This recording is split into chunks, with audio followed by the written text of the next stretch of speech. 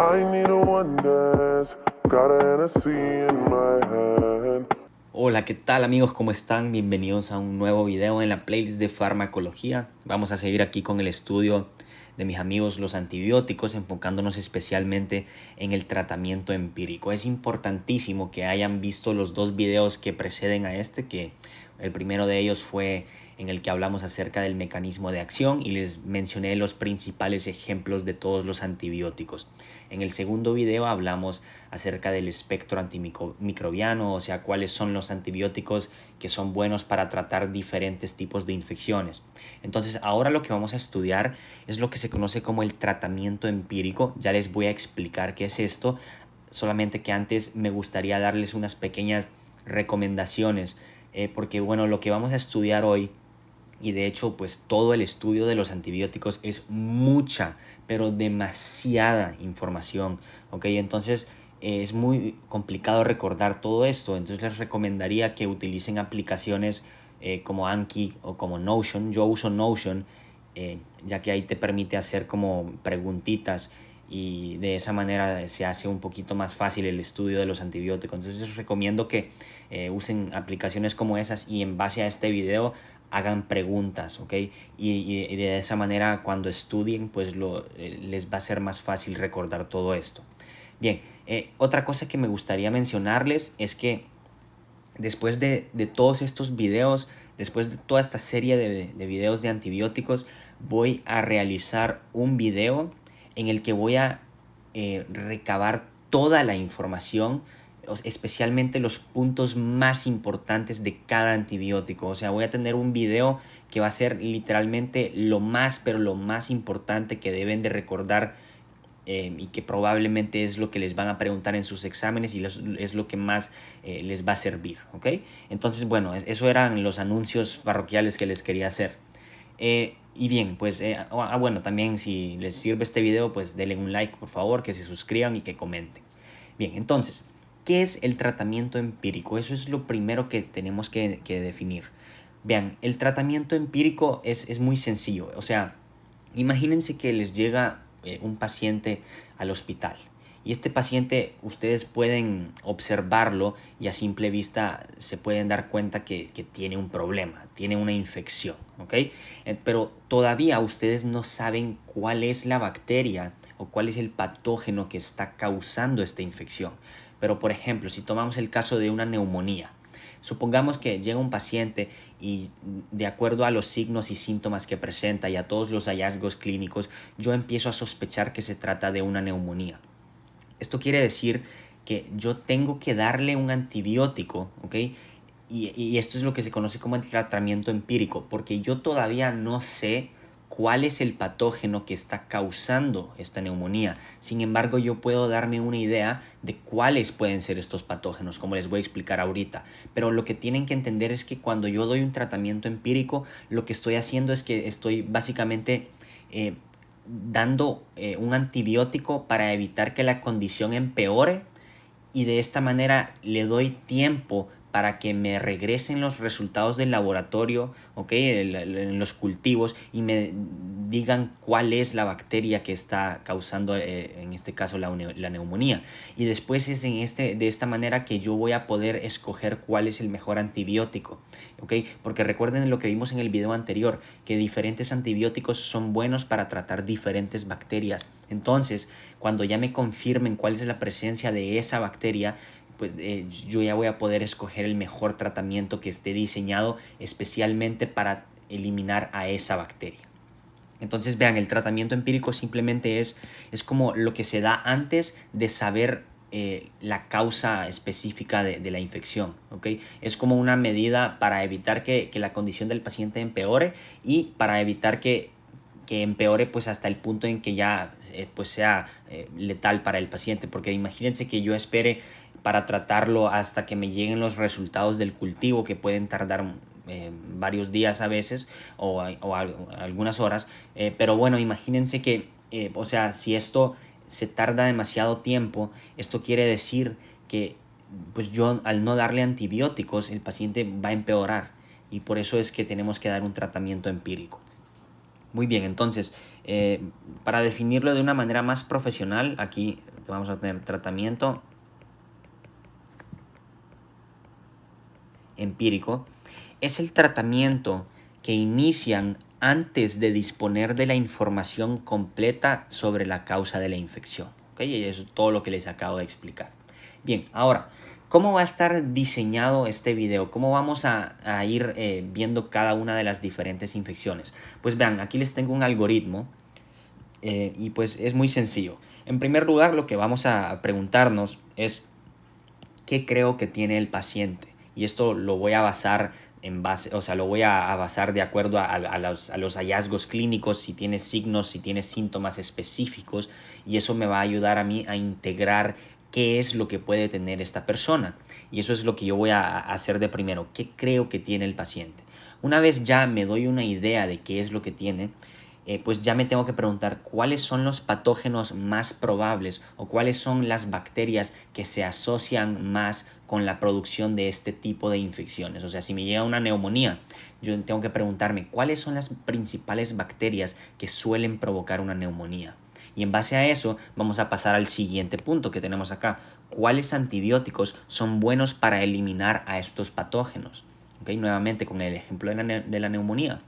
Si yo considero a todos esos patógenos que pueden causar una neumonía, yo voy a dar aquí es donde entra el tratamiento empírico. Yo aquí voy a iniciar con un tratamiento empírico que esté diseñado para esta infección específica por los patógenos que yo considero que pueden estar causándola. Y después, en ese momento, ya voy a solicitar un cultivo con un antibiograma. El antibiograma ya lo vamos a ver con más detalle cuando veamos los mecanismos de resistencia bacteriana en el próximo, bueno, no en el próximo video, sino en el que sigue. Y pues, ¿por qué vamos a solicitar el cultivo? Pues para poder de esta manera conocer cuál es el patógeno exactamente. Y esto pues nos va a permitir iniciar un tratamiento dirigido contra ese patógeno. Y esto es aquí donde ya integramos pues todo lo que vimos en el video pasado. Bien, entonces, o sea, imagínense, les llega, no sé, que tiene una infección por Streptococcus pneumoniae. Entonces yo ya sé que Streptococcus pneumoniae, cuáles son los antibióticos que son muy buenos para esta. Entonces yo le voy a dar eso, ¿ok? Así de sencillo. El tratamiento empírico va antes del tratamiento como tal que está dirigido al patógeno específico, porque en este momento yo no tengo idea de cuál es la bacteria exactamente, ¿ok? Entonces espero que haya quedado claro el concepto de tratamiento empírico porque es muy importante. Y bueno, vamos a empezar aquí con el primer ejemplo, las infecciones del pulmón, la neumonía. Entonces, imagínense, bueno, otra vez llega un paciente y ustedes, de acuerdo a lo que ustedes han visto en este paciente y a los hallazgos clínicos, a los hallazgos radiológicos, ustedes empiezan a sospechar que se trata de una neumonía. Entonces, lo primero que tenemos que preguntarnos acá es cuáles son los patógenos más probables, cuáles son los patógenos asociados. Vean, para esto primero tenemos que entender lo siguiente. Las neumonías se pueden agrupar en dos grupos de acuerdo a la manera en la cual son adquiridas. Vean, tenemos las neumonías que son adquiridas en comunidad, o sea, que son adquiridas por fuera del hospital, pues. Las neumonías adquiridas en comunidad. Y tenemos lo que son las neumonías hospitalarias o neumonías nosocomiales, que ya vamos a ver más abajo, que estas pues lógicamente son neumonías que una persona que una persona desarrolla, en el hospital, ¿ok? Entonces, primero vamos a ver cuáles son los patógenos que se asocian con las neumonías adquiridas en comunidad. Pues estos son 6 específicos. En primer lugar, el neumococo, que es Streptococcus pneumoniae, ¿ok? En segundo lugar, también tenemos a Haemophilus influenzae. También podemos tener a Moraxella catarrhalis. ¿Okay? Moraxella catarrhalis. Y ahora los últimos 3 que les voy a mencionar son muy importantes. Estas son las bacterias atípicas que, si recuerdan del video pasado, ¿cuáles eran? Es Mycoplasma, Clamidia y Legionella. Entonces vamos a poner aquí Mycoplasma, solo voy a poner Myco-P, después Clamidia y por último Legionella. De todas estas 6, las más importantes, que usualmente son las que más aparecen, son estas. Son el neumococo, Streptococcus pneumoniae, Mycoplasma, Clamidia y Legionella. estas otras dos, Haemophilus influenzae y Moraxella catarrhalis, no son tan comunes como estas otras 4. Las primeras que tienen que pensar son estas 4, ¿ok? Y entonces, vean, ¿qué era lo que sigue en nuestro algoritmo? ¿Cuáles antibióticos son buenos para eliminar a estos patógenos? ¿Ok? Entonces ya yo estoy sospechando de que es una neumonía por cualquiera de estos 4 patógenos. ¿Ok? Bueno, vamos a considerar a los 6. Entonces, ¿qué es lo que yo tengo que hacer? Yo tengo que dar un antibiótico o un tratamiento empírico que sea bueno para cubrir una infección por todas estas bacterias. Vean, entonces acá les tengo el cuadrito de lo que vimos en el video anterior, que son pues todos los fármacos que son buenos para tratar infecciones por todas estas bacterias. Entonces acá tenemos al neumococo y vemos todos estos ejemplos. Acá tenemos a las bacterias atípicas y aquí tenemos los fármacos que son buenos, y aquí tenemos al HENSPEC, que si recuerdan pues esta era un grupo de bacterias gram negativas, dentro de las cuales pues acá tenemos a Haemophilus influenzae. Y pues Moraxella catarrhalis no lo tenemos aquí en el acrónimo, pero bueno, este también ya vamos a ver por qué hay antibióticos que son buenos para esta. Entonces, vean, el tratamiento empírico en este caso podemos optar por dos principales vías. En primer lugar, podemos optar por una monoterapia, es decir, que vamos a iniciar con un solo antibiótico. Cuando yo escojo una monoterapia, usualmente, ¿qué creen que voy a dar? Vean, ¿cuál es uno de los antibióticos que es compartido entre todos estos? Vean, acá tenemos fluoroquinolonas, lo vamos a subrayar, fluoroquinolonas, acá tenemos fluoroquinolonas y acá tenemos fluoroquinolonas. Entonces vean, aquí si yo quisiera dar una monoterapia, yo daría fluoroquinolonas. ¿Por qué? Pues porque son antibióticos que cubren para todas estas bacterias. Entonces vamos a poner monoterapia, yo daría fluoroquinolonas. Ahora, cabe recalcar que estas fluoroquinolonas no son excelentes para tratar infecciones por Haemophilus influenzae y por Moraxella. Si ustedes quisieran tener una mayor cobertura contra estos dos patógenos, aquí ya sería recomendable dar otro antibiótico, que esto es lo que vamos a explicar ahorita. Si yo quisiera mayor cobertura para estos dos patógenos, yo usualmente voy a dar lo que es una cefalosporina de tercera generación. Entonces vamos a poner aquí cefalosporinas de tercera generación. Pero vean acá, aquí tenemos un pequeño problema. Si ustedes ven aquí, las cefalosporinas de tercera generación claramente me cubren para el neumococo y también me cubren para el Haemophilus influenzae y también para Moraxella catarrhalis, porque vean, acá están cefalosporinas, todas son buenas para este grupo de bacterias. Pero vean, acá tenemos un problemita. Ya estas cefalosporinas no son buenas para tratar infecciones por bacterias atípicas. Entonces aquí lo que yo tendría que hacer es dar una cefalosporina de tercera generación y además dar un antibiótico que sea bueno para estas bacterias. Y aquí usualmente podemos escoger pues entre ya sea doxiciclina o un macrólido. Entonces vamos a subrayar aquí de verde, ya sea doxiciclina o macrólidos. Entonces vamos a poner aquí cefalosporina de tercera generación más doxi o un macrólido. Que si recuerdan cuáles eran ejemplos de macrólidos en el video pasado, pues teníamos acitromicina, claritromicina, eritromicina y tenemos otros ejemplos, ¿ok? Pero bueno, entonces vamos a recapitular acá.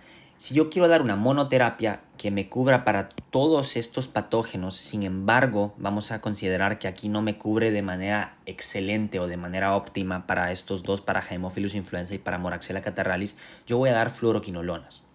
Si yo quiero tener una mayor cobertura frente a estos dos patógenos, entonces yo voy a dar una cefalosporina de tercera generación, que si recuerdan ejemplos de esta eran la ceftriaxona, ceftazidima, ¿ok? Cefotaxima. Y lo que voy a hacer acá es que además de eso voy a agregar un régimen de doxiciclina o de macrólidos para poder cubrir contra infecciones por las bacterias atípicas, ¿ok? Porque las cefalosporinas solamente me cubren para el neumococo y para Haemophilus influenzae y Moraxella catarrhalis. Bien, espero que esté quedando claro todo esto. Y ahora, ¿qué pasa con las infecciones nosocomiales? O sea, las infecciones que se adquieren en el hospital. Pues aquí los patógenos que se asocian son diferentes. Y estos casi siempre son los que van a encontrar en las infecciones adquiridas en el hospital. Son el estafilococo aureus meticilino resistente y a nuestra amiguita Pseudomonas. Entonces, las nosocomiales usualmente son causadas por, recuerden el acrónimo es SARM, por Staphylococcus aureus resistente a meticilina, que de ahora en adelante me voy a estar refiriendo a él ya sea como SARM o le voy a decir Staphylococcus meticilino resistente. Y tenemos aquí también a nuestra amiga Pseudomonas aeruginosa, nada más vamos a poner Pseudomonas. Vean, acá el tratamiento empírico que yo voy a iniciar es diferente, pues que lógicamente los patógenos que causan estas infecciones son diferentes. Entonces, si yo sospecho que se trata de una neumonía adquirida en un hospital, pues acá vean lo que tenemos en esta tablita. Tenemos los antibióticos que cubren contra estas bacterias. Tenemos Staph aureus, meticilino resistente y tenemos a Pseudomonas. Aquí el tratamiento empírico que usualmente se da es que para tratar al estafilococo meticilino resistente se suele dar, ¿qué creen? Vancomicina. Recuerden que este es muy bueno contra el SARM, ¿ok? Aquí vamos a poner vancomicina, que si recuerdan esto es un glucopéptido. ¿Y cuál era el mecanismo de acción de este? Es que interfiere con la formación de la pared celular, al igual que con la fosfomicina, ¿ok? Bien, ¿y qué vamos a hacer para Pseudomonas? Acá yo puedo optar por varias opciones. Para Pseudomonas, vamos a poner aquí, yo puedo darle ya sea una penicilina anti-Pseudomonas, yo le puedo dar una cefalosporina de tercera generación, aunque recuerden lo que les dije en el video pasado. La única cefalosporina de tercera generación que actúa contra Pseudomonas es la ceftazidima. Y estas son mis dos principales opciones, la piperacilina con tazobactam y pues la ceftazidima. Entonces vamos a ponerlos acá, pero también les voy a apuntar otras opciones por las cuales podrían optar. Entonces vamos a poner aquí penicilinas anti-Pseudomonas, como la piperacilina, y también podemos dar a la ceftazidima, que es una cefalosporina de tercera generación, que es la única que cubre contra Pseudomonas. Ahora, yo también puedo optar por otros antibióticos. Yo puedo optar por una cefalosporina de cuarta generación, como lo puede ser la cefepima, que creo que es la única que existe. Y después tenemos a los aminoglucósidos. Pero bueno, como les digo, los principales que deben de considerar son estos dos. Bien, entonces este sería el tratamiento empírico para las infecciones nosocomiales asociadas con el pulmón. Muy bien, entonces ahora vamos a estudiar otro tipo de infecciones. Vamos a estudiar a las infecciones sistémicas, en las cuales pues ya vamos a ver un problema en el cual hay microorganismos que se han distribuido a lo largo del torrente sanguíneo. Aquí pues lógicamente vamos a tener en primer lugar a todas aquellas infecciones que están asociadas al catéter venoso central, a la inserción de un catéter venoso central. Por aquí pues básicamente pueden entrar diferentes bacterias, especialmente la más importante que tienen que recordar es el estafilococo meticilino resistente. Entonces vamos a poner aquí en primer lugar las infecciones asociadas a la inserción de un catéter venoso central, la inserción asociadas a línea central. Pues lógicamente acá lo que va a pasar es que alguno de los patógenos que están en la piel podrá ingresar hacia el torrente sanguíneo a través de este catéter, y pues aquí en este caso va a poder producir una infección. Y el más importante que tienen que recordar es el Staphylococcus aureus meticilino resistente. Bien, aquí ¿cuál es el tratamiento empírico que yo voy a dar? Pues obviamente es vancomicina. La vancomicina, vean, es la primera opción que tienen que tener en mente cuando tengan al SARM, ¿ok? Entonces vamos a poner aquí vancomicina. Ahora, algo muy importante que tienen que considerar es que cuando ustedes vean que el catéter ha sido introducido por vía femoral, pues aquí ya deberían de empezar a considerar que hay infección por bacterias gram negativas también, no solamente por el estafilococo meticilino resistente, que esta es una bacteria gram positiva, que ya hemos dicho que se trata bien con la vancomicina, pero aquí en este caso pues debemos de considerar que como es por vía femoral, algunas de las bacterias de la región anal que están bastante cercanas, que son gram negativas, podrían posiblemente migrar e ingresar, y por esto podrían contribuir a la infección. Entonces por este motivo que cuando ustedes vean que es por vía femoral, deben de considerar la administración de un antibiótico que cubra contra bacterias gram negativas, y pues aquí usualmente se va a dar una penicilina anti-Pseudomonas como la piperacilina. ¿Ok? Bien, ahora, ¿qué pasa si tenemos un paciente con sepsis? Pues aquí las bacterias que ustedes deberían de considerar son nuevamente el estafilococo meticilino resistente, SARM.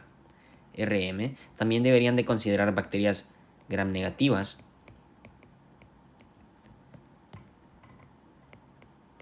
Y también deberían de considerar bacterias anaerobias. Y pues lógicamente acá ya no me puedo quedar únicamente con la vancomicina, porque la vancomicina solamente aquí es buena para los gram positivos, aquí contra la estafilococo meticilino resistente, pero no es bueno contra las bacterias gram negativas ni contra las anaerobias. Entonces acá pues lógicamente voy a dejar la vancomicina, pero además tengo que agregar un antibiótico que sea bueno contra estos, y aquí usualmente van a dar ya sea una penicilina antiseudomonas como la piperacilina, o van a dar una bestia de antibiótico que son los carbapenémicos. Entonces vamos a poner aquí penicilinas antiseudomonas, o pueden dar carbapenémicos que son unas bestias, ¿ok? Carbapenémicos. Bien, esto sería todo para las infecciones sistémicas.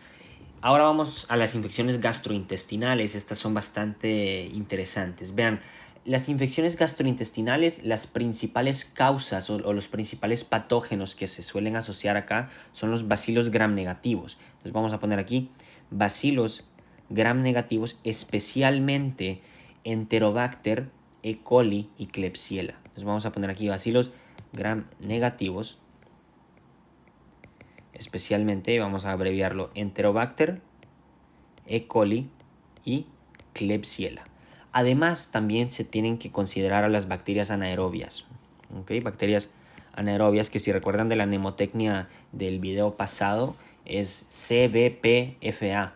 Es Clostridium, Bacteroides, Peptostreptococcus, Fusobacterium y los actinomicetos. Entonces vamos a poner aquí CBPFA.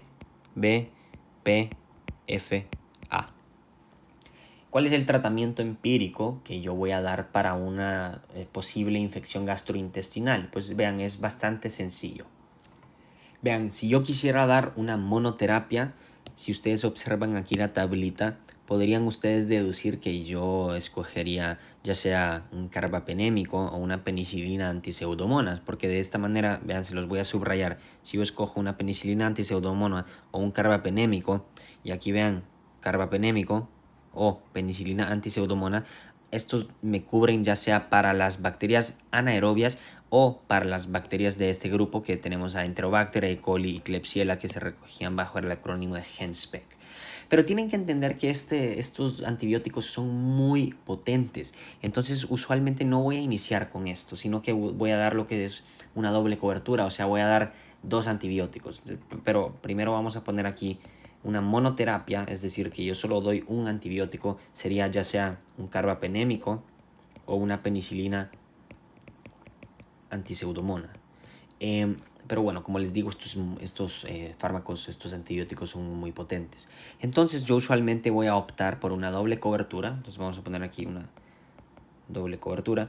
Y esto usualmente sería dar un antibiótico que me cubra contra bacterias anaerobias y dar un antibiótico que me cubra contra los bacilos gram negativos. Entonces vean, aquí usualmente voy a escoger, si recuerdan del video pasado, les dije que los antibióticos que son buenos para bacterias anaerobias se podían agrupar ya sea en los que actúan por encima del diafragma o los que actúan por debajo del diafragma. Los que eran por encima del diafragma especialmente era aquí la clindamicina, y por debajo del diafragma era aquí mi amigo el metronidazol. Entonces vamos a subrayarlo. Vamos a dar metronidazol para cubrir para las bacterias para las bacterias anaerobias, metronidazol. Y además tengo que dar un antibiótico que sea bueno para eliminar pues a las bacterias gram negativas, a los bacilos gram negativos. Aquí yo puedo optar por cualquiera de las siguientes 3 opciones. Yo puedo optar ya sea por unas fluoroquinolonas, yo puedo optar por una cefalosporina, ok, entonces vamos a ponerlo aquí. Vean, aquí tenemos la tablita, entonces yo puedo optar por cefalosporinas o yo puedo optar por fluoroquinolonas. Estas serían las principales opciones que deberían de considerar. Y de las cefalosporinas, las de tercera generación y las de cuarta generación serían las principales opciones. Entonces vamos a poner aquí fluoroquinolonas, cefalosporina de tercera generación como la ceftriaxona, y también una cefalosporina de cuarta generación como la cefepima. O sea, no van a dar estas 3 al mismo tiempo, no van a escoger cualquiera de estas. para combatir a los bacilos gram negativos. Bien, ahora vamos a pasar con las infecciones de las vías urinarias, que estas son complicadas porque pues son varios ejemplos que tenemos que considerar aquí. Muy bien, entonces vamos a considerar en este caso a la pielonefritis y a la cistitis aguda. Entonces vamos a poner aquí a la pielonefritis y a la cistitis aguda. Los patógenos que usualmente se asocian con estas infecciones son los siguientes. En primer lugar tenemos a Proteus, después tenemos a E. coli, ¿okay? También tenemos a Klebsiella, E. coli, tenemos Klebsiella y tenemos Enterobacter, ¿okay? Klebsiella y tenemos Enterobacter, que si recuerdan aquí de este acrónimo, pues todos corresponden al gen spec. Aquí la E de gens es para Enterobacter, después todo esto PEC es Proteus, E. coli y Klebsiella. Estos son los que se asocian ya sea con pielonefritis o con cistitis aguda. ¿Cuál es el tratamiento que yo voy a dar acá? Pues vean, acá les tengo apuntada la listita. Tenemos aminopenicilinas, penicilinas antiseudomonas, tenemos las cefalosporinas, tenemos carbapenémicos, monobactámicos, fluoroquinolonas y aminoglucósidos. La mejor opción para la pielonefritis va a ser la ceftriaxona. Entonces vamos a poner aquí para la pielonefritis.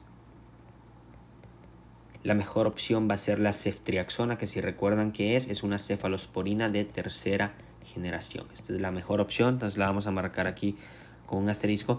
Y después también podemos optar por otras. También podemos optar por fluoroquinolonas, ¿ok? O también podemos optar por aminoglucósidos. No, perdón, por aminopenicilinas. No aminoglucósidos, aminopenicilinas. ¿Ok? No sé qué le pasa a mi lápiz. Está loco mi lápiz. Aminopenicilinas. Bien. Ahora, algo muy importante que deben de considerar es que las aminopenicilinas no son muy buenas para tratar infecciones por Enterobacter. Entonces vamos a poner aquí que no son buenas contra Enterobacter. Pero pues para las otras sí sirve.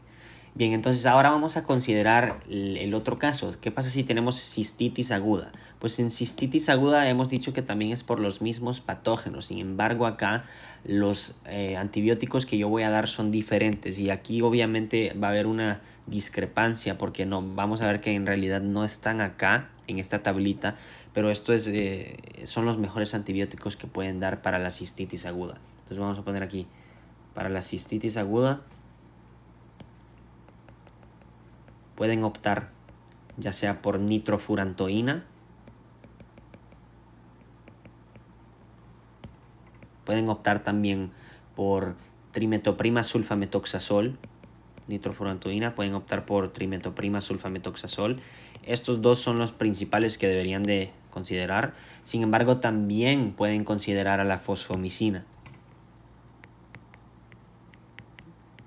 Y me parece que también pueden considerar a las fluoroquinolonas, especialmente al ciprofloxacino, me parece. No me citen en eso todavía. Pero estas son las principales tres: nitrofurantoína, trimetoprima, sulfametoxazol y fosfomicina.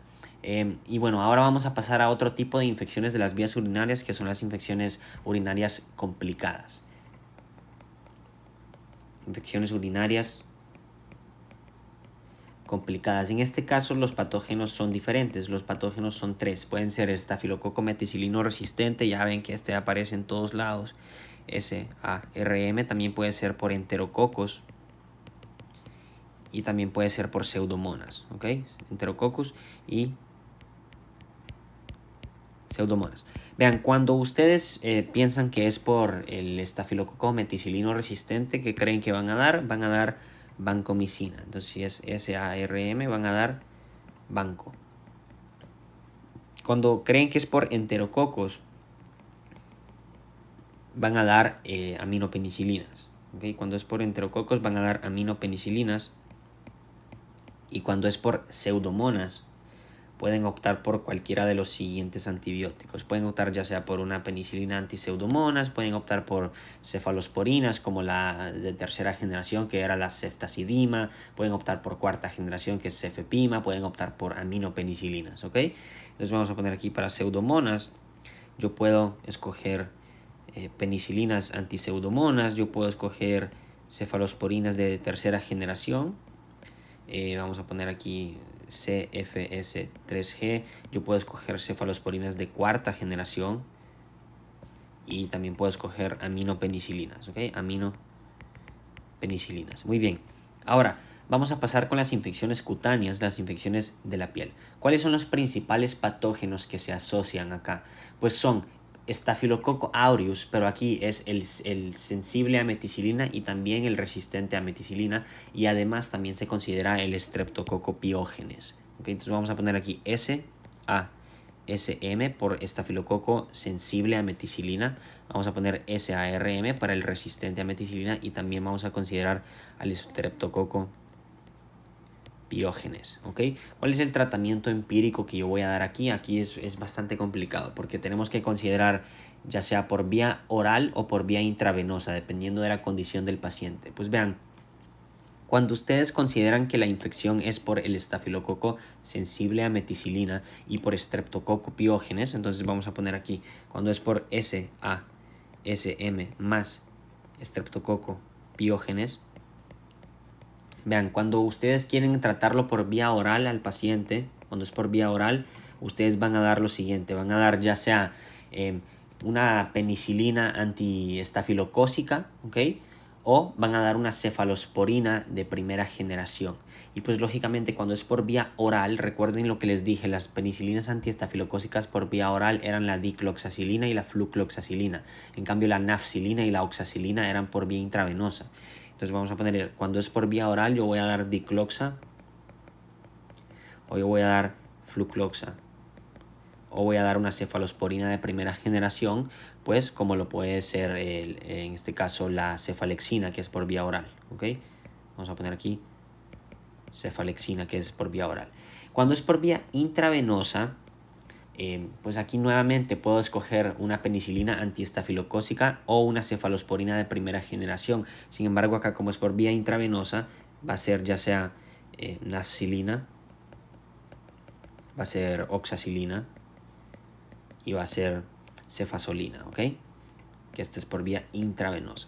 Entonces, para recapitular, acá vamos a poner que cuando es el tratamiento empírico por Streptococcus pyogenes y por Staphylococcus aureus sensible a meticilina, vamos a usar ya sea penicilinas antistaf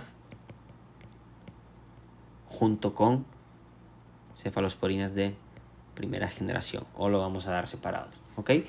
Bueno, ahora, ¿qué pasa cuando es por estafilococo resistente a meticilina junto con Streptococcus pyogenes? Pues vean, acá en este caso lo que voy a hacer es que voy a dar por vía oral lo siguiente. Vean, si ven aquí la tablita, en Staphylococcus aureus resistente a meticilina, ¿cuáles eran las opciones? Tenemos vancomicina, cefalosporinas de quinta generación, daptomicina, trimetoprima, sulfametoxazol, doxiciclina, clinda, linezolid. Pues en este caso, las que van a considerar por vía oral van a ser la trimetoprima sulfametoxazol.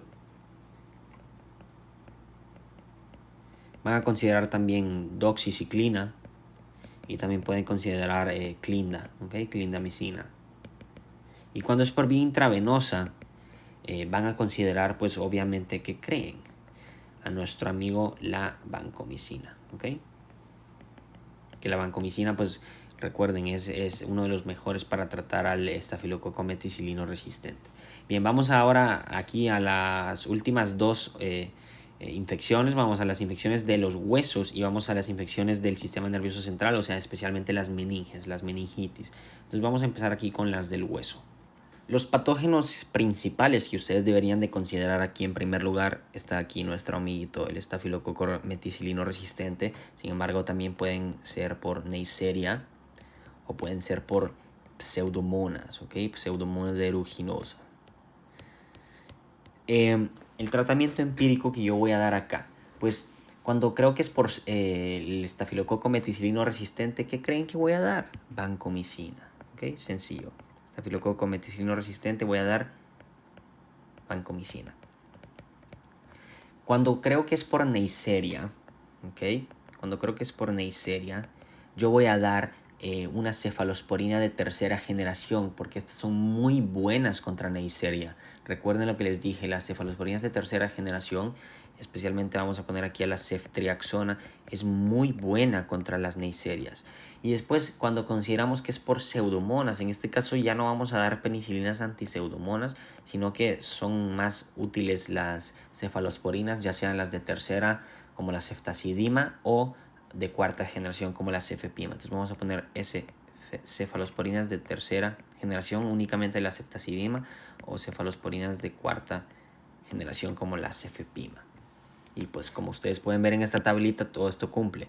Acá tenemos la vancomicina, que es buena para el estafilococo meticilino resistente. Acá tenemos para Neisseria, que está aquí en el GenSpec. Neisseria aquí está, vean, se las voy a subrayar.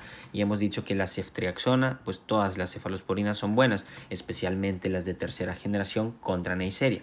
Y aquí pseudomonas, pues les he dicho que las penicilinas antipseudomonas en este caso no son tan buenas, sino que más bien suelen ser mejores las de las cefalosporinas. Entonces, y como ustedes pueden ver acá, cefalosporinas de tercera generación y de cuarta generación cubren contra pseudomonas. Bien, vámonos al último, que es las infecciones de las meninges, las meningitis, las inflamaciones de la meninge.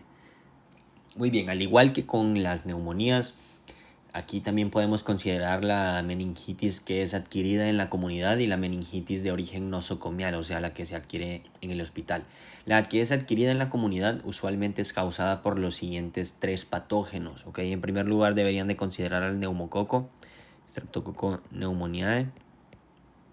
También deberían de considerar a Haemophilus influenzae, ¿ok? Haemophilus influenzae. Ay, ¿qué le pasa a este lápiz? Dios mío. Y también podrían considerar a Neisseria, especialmente a Neisseria meningitidis, ¿ok? Porque recuerden que también está Neisseria gonorrhoeae, pero aquí es Neisseria meningitidis, ¿ok? Ahora, algo muy interesante que deberían de considerar es que en algunos casos que son raros puede haber meningitis causado por Listeria monocitogenes, ¿ok? Pero aquí hay factores de riesgo muy importantes que deberían de considerar.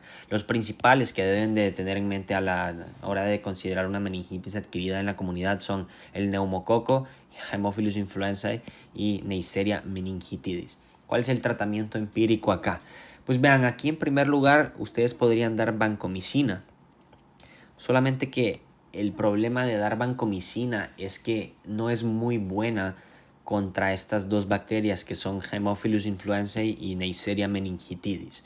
Es muy buena contra el neumococo, pero no contra estas dos. Así que si ustedes quisieran tener una mayor cobertura frente a estos últimos dos patógenos, podrían optar por una cefalosporina de tercera generación, que recuerden, ¿cuál es la cefalosporina que tiene una gran penetración en el sistema nervioso central? Es la ceftriaxona, señores. Entonces podemos también optar por ceftriaxona.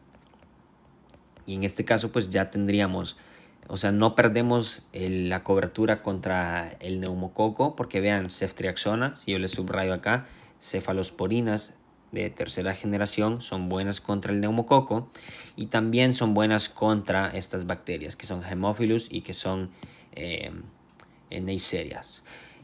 Bueno, entonces eso sería el tratamiento empírico para este tipo de infecciones. Sin embargo, tenemos que considerar también cuando hay por listeria, que hay factores de riesgo muy específicos, que, como lo pueden ser que tiene que ser el paciente mayor a 60 años, por ejemplo, aquellos que tienen VIH, hay un mayor riesgo, ¿ok?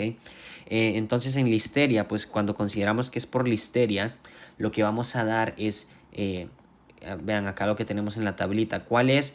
Uno de los mejores fármacos para tratar listeria es las aminopenicilinas y especialmente la que es por vía intravenosa, que es la ampicilina, ¿ok? Entonces aquí tenemos a la ampicilina. Pero nuevamente, como les digo, esto no es muy común, así que deberían de considerar más que nada a estos tres. Y pues ahora vamos a estudiar los de origen nosocomial. Pues los de origen nosocomial, las meningitis que se adquieren en el hospital, ¿qué creen que son las principales causas? Pues ya lo tienen en la punta de la lengua. El estafilococo meticilino resistente y pseudomonas, ¿ok? Entonces vamos a ponerlos aquí, pseudomonas y el estafilococo meticilino resistente. ¿Y aquí qué creen que va a ser el tratamiento empírico? Pues para el estafilococo meticilino resistente, ¿qué creen que voy a dar? Vancomicina, ¿ok? Estafilococo meticilino resistente, y en caso que no funcione la vancomicina, yo puedo dar linezolid. Linezolid es como el siguiente paso, ¿ok? Si no funciona la vancomicina.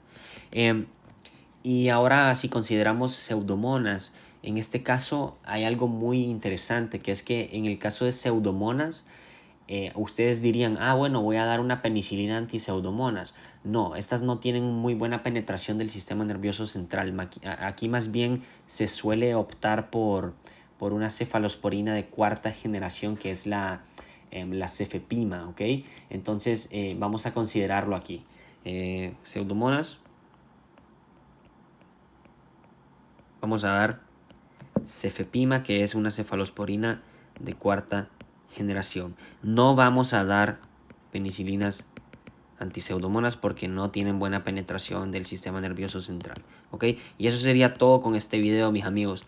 Nuevamente les recalco que voy a tener un video al final de toda esta serie de antibióticos en que voy a recapitular todas las cosas más importantes que deberían de recordar. O sea, si quieren olvidarse de lo demás, olvídenselo. Pero lo que sí quiero que recuerden lo voy a tener en ese video. Y bueno, espero que les haya servido, espero que puedan haber entendido algo. Les pido un like, que se suscriban, que comenten. El próximo video vamos a ver los efectos adversos de los antibióticos. Después vamos a ver los mecanismos de resistencia bacteriana, y ya después sigue el video que les estoy diciendo, el video en que vamos a tener pues todos estos puntos importantes que deben de recordar. Entonces, bueno, nos vemos en el próximo video. Chao, chao. I need a one dance, got a Hennessy in my hand.